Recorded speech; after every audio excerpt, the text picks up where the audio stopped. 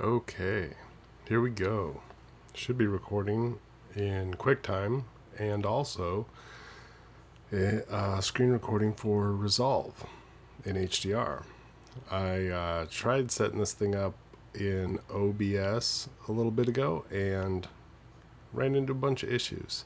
So we're just going to be doing this and see what happens. All right. The theory being that I can edit in myself over the window. It'll be less crappy. Okay. So we're looking at this image here. And it's pretty good, I think. Kind of colorful. Did a lot of work to it. And originally I was gonna talk about this, but it's really not terribly interesting, I think. Or maybe it is. I don't know. But, yeah. What I was going to talk about was... yeah, this is just a lot of convoluted masking and stuff. Like if we go here, we can show we got a mask. Turn off. Got a mask here. See just that. Got a mask here, which is again just to kind of punch up the clouds. Yeah, a lot of masks. And, you know, it turned out pretty interesting.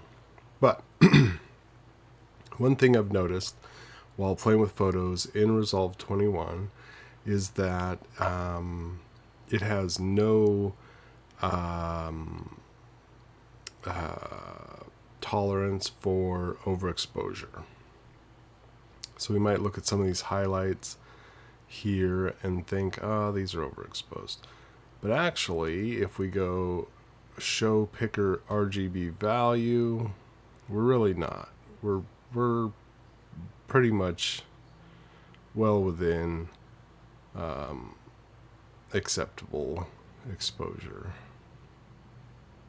It's actually pretty bright up here in the clouds, because I did have to do quite a lot to kind of pull this area back down, and I'm still not super happy with how some of the clouds turned out, but yeah, neither here nor there. So what we will do is look at some domestic photos. So here's an example of what I'm talking about. If I would expose for my wife here, obviously this window would have just been a blown out disaster.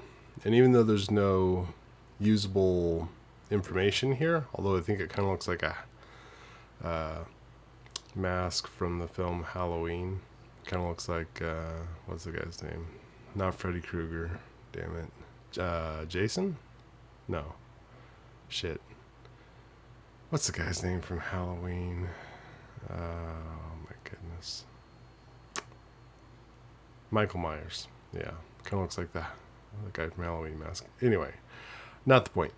The point is I despise clipped highlights in photos. I just find them to be disgusting. And I actually kind of really like this high contrast, really dramatic lighting situation.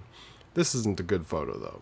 This isn't one that I wanted to use as an example, and neither is that one. And there we go. We're getting into a little bit better. Not super good because you can still see a lot of dishes here. She's cooking some food. So, and still we're a little bit too side on. Didn't really think it was as good as it could be, but here we go. Is it? Yeah, here's the one that I liked the best. Again, not saying this is a good photo, but it's one that I liked. So here we see a a very bright kind of edge light. She's sort of almost silhouetted. And again, our window is in no danger of blowing out. Got neat details down here, all these edges of dishes and telephones and specular bokeh going on. What we shot this on was the Leica M10D right here with this very lens, the Summilux 35 right there. And the thing about the Leica, digital Leicas or film Leicas with a light meter built in, for anybody who's ever used one, is they have a very rudimentary light meter. Basically, when you look through your viewfinder, you're just going to see an arrow and a different arrow, two opposite arrows, and maybe a dot, depending on which model you have. All the digital ones, I think, have the dot, and the M7 maybe, but I don't know if the M6 do. Anyways, your two arrows, right? This arrow's like you're underexposed, you're overexposed. Two arrows together, you're right on. Or in this case, two arrows and a dot. The other neat thing is on the newer ones with the dot, it might show one arrow and a dot, and I think that means you're half under or half over, half stop. I could be wrong on that, but it's very, very basic. It's just roughly center weighted meter, which makes it very hard to do an image like this where we need kind of a spot meter. Not kind of a spot meter, but very much a spot meter to spot this. And here's where I realize I ought to have done a screen recording on my phone before I started recording this. But don't worry, I'm gonna record that. So anyway, in the Lumu was this neat light meter company that used to make a little dome for incident light metering that could plug into your lightning port. The original one, which I still have, plugged into your headphone jack, so it may still work with a modern phone if I got the headphone to USB-C. But the last time I looked, Lumu does not make a USB-C version of their little dome light meter, which is unfortunate. I'd buy another one, even though in a situation like this, spot metering is much more useful. So, all this to the point is I think you can still get their app for free, the app that would run this little device. And in that app, when you don't have the Lumu meter plugged into it, you can use it as a spot meter. You can use it as like a wide, like a scene. It'll just show you the scene and give you an average. Or you can hit the button to punch into a pretty narrow spot. And I found it to be pretty useful. Now, as y'all know, a spot meter is going to still give you a reading for 18% gray.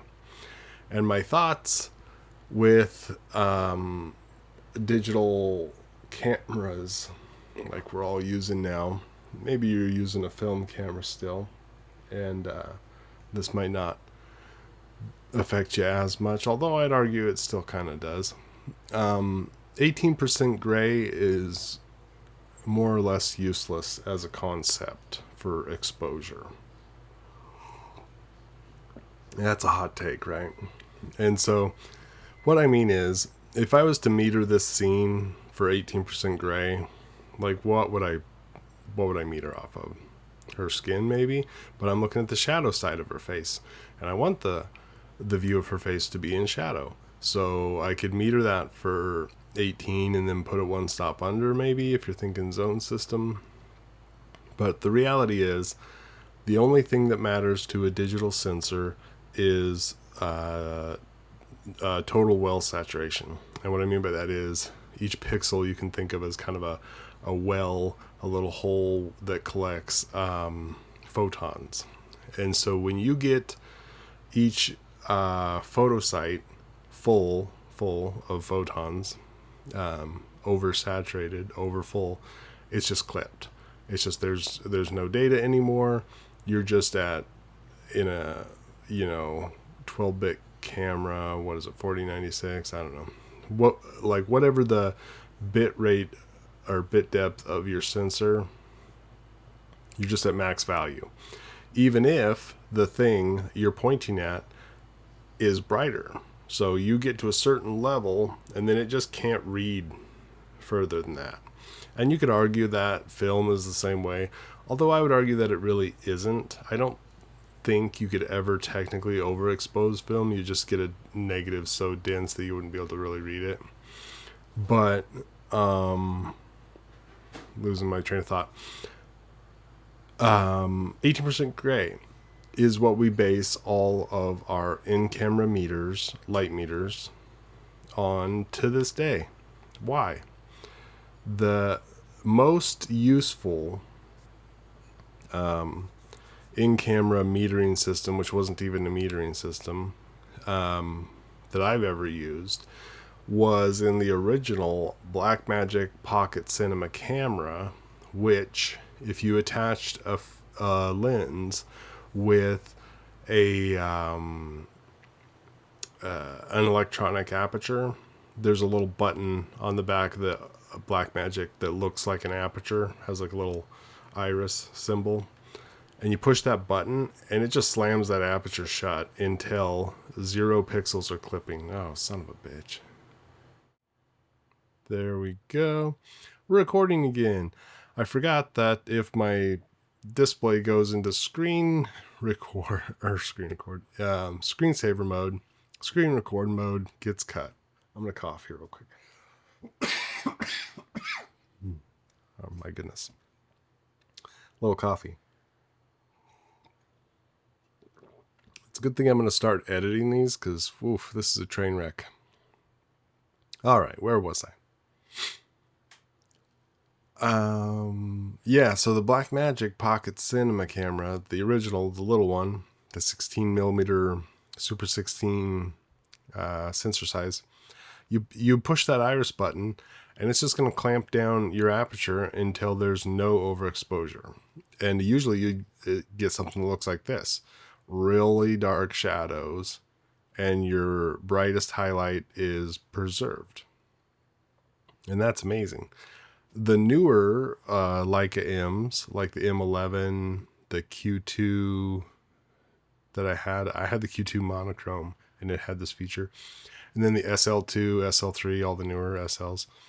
My SL2S has it. This feature called highlight priority averaging or highlight priority, multi. Because you got like your spot meter and then your center weighted and then your average, which is supposed to average out the scene. And conventional wisdom is that, average does pretty good. I don't think it does. I think exposure on digital cameras is a bit of a mess. So all this is to say, spot metering is the way to go if you want to be really intentional about your exposure. But spot meters can be really confusing because in camera, if I wanted to spot meter this bright window to make sure that it's not blowing out, I don't just point the spot at this and take the reading and take the picture. I would get something way too dark, way darker than this, because it's going to set this window at 18% gray. Why? What if you had a spot meter that was just like absolute clipping? So you pointed at this and it's going to let you turn your exposure up or expose to the right, which is the proper way to expose a digital sensor. until we start clipping. And you might say to yourself, oh, well, we have zebra stripes in cameras. It's like, we do, sort of. It's kind of useful sometimes. I found them to be really inconsistent in a lot of cameras that I've used them on. Anyways, all that to say is, you don't have zebra stripes and you don't have spot metering in a Leica M, digital or film. And that's where light meter comes in. So I am setting this at 200 ISO, which even though it has a 100 ISO, 200 ISO is the actual base sensitivity. I don't know why. But 200 ISO is your maximum latitude. And so I take my light meter app and I dial its settings to 50 ISO. And why 50? Because since even the light meter app, is going to tell us what 18% gray is, as if that's something we cared about or wanted to know, we have to trick it. So if we want 2 stops over middle gray, which is roundabout where most digital sensors start to clip, doesn't really matter what camera. I found that to be true pretty much all stills cameras that I've used in the last decade. You got about 2 stops over middle gray. And I know a lot of people argue, oh, this new camera has 15 stops of dynamic range. It's like, it doesn't. Any dynamic range doesn't start from middle gray and over under. It's absolute clipping, and then how far down into the shadows you feel like digging for more information. And then how do we determine where the information stops? You do mathematically, right? You could say if, absolute clipping is 4096, 1 stop down is going to be 2048, etc., until you get to 0. And if you do that, all cameras have about 14 stops of dynamic range. Dynamic range roughly maps to bit depth. So if you have a camera that'll give you a 14 bit raw, you've got about 14 stops of dynamic range if exposed properly. Boy, I went on a tangent. Okay, so we set our light meter on our phone at 50 ISO and we point it right here. So what that's going to give us is +2 stops of 18% gray. Pretty easy, right? Now, if I was shooting film, I would do the opposite.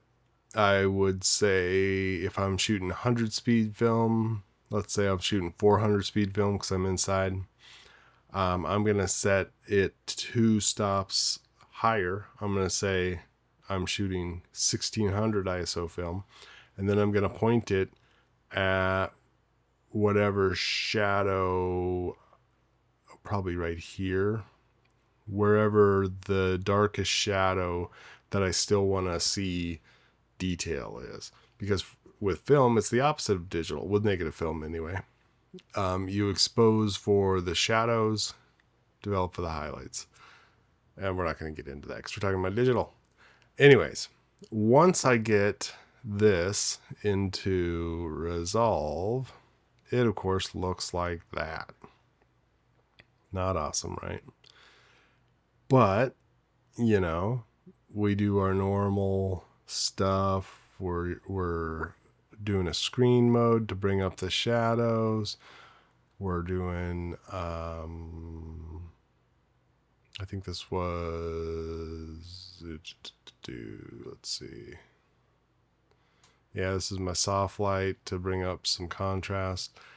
And then we're doing a noise reduction, and then we're doing a slight bit of ultra sharpen, and then a smidgen of just little tonal tweaks just to get it right where I want it.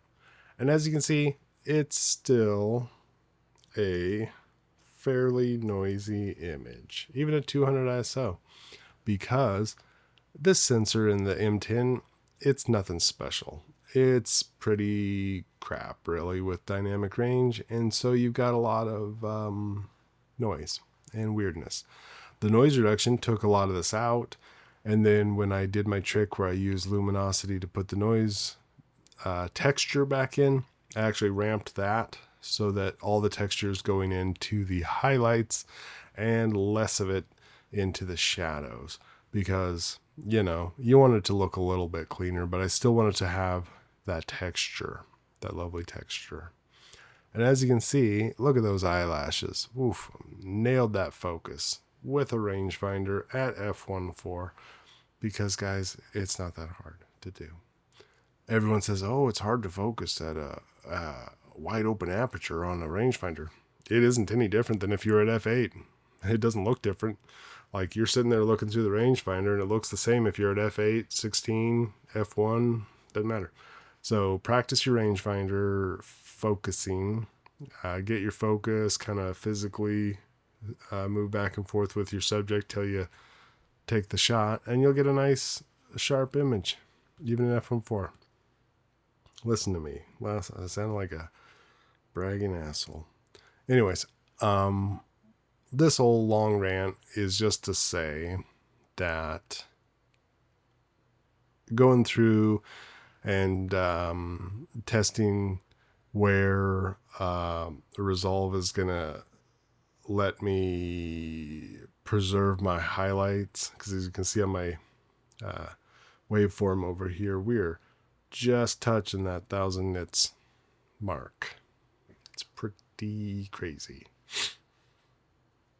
But yeah, why in this modern age don't we have a way to just set exposure to an absolute clipping point if you're in auto exposure? Obviously I shot this manual, and trick I actually didn't shoot it at f9.7. I actually didn't even shoot it at f1.4. I actually had to stop down to f1.7 and so that I could hit 3,000, because my shutter speed only goes to 1/4,000 on this camera. So I lied. It's not f1.4. It's f1.7, but half a stop. It's not meaningfully different. Yeah. Anyway, Caleb, boy, that was long and rambling bit of stuff, which is all just to say, get out there, take some photos, and yeah, learn your meter. Learn to expose with intention. And that is our Friday. Have a happy Friday, everybody who made it this far. Leave me a comment. How do you expose with your digital camera? Do you just let it do its thing, use auto exposure of some sort, or do you get in there and really go to town with manual? Let me know. Have a good week. We'll see you all later.